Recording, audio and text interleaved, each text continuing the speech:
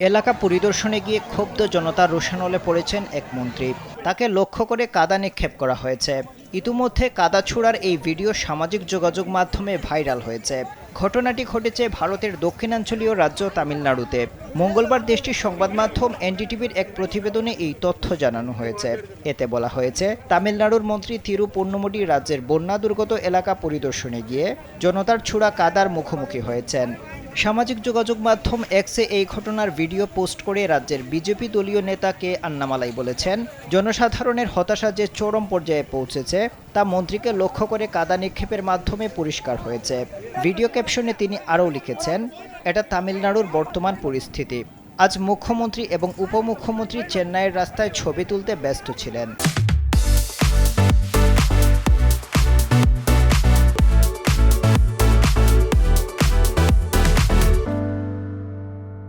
তখন শহরে হালকা বৃষ্টিপাত হয়েছিল।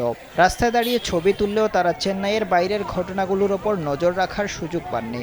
আজ জনসাধারণের হতাশা চরমে পৌঁছেছে, কারণ দুর্নীতিগ্রস্ত ডিএমকের মন্ত্রী তিরু পূর্ণমুডি বন্যা কবলিত এলাকা পরিদর্শন করেছেন এবং সেখানে কাদার মুখোমুখি হয়েছেন। এই ঘটনা ডিএমকের জন্য মৃদু সতর্ক ঘণ্টা।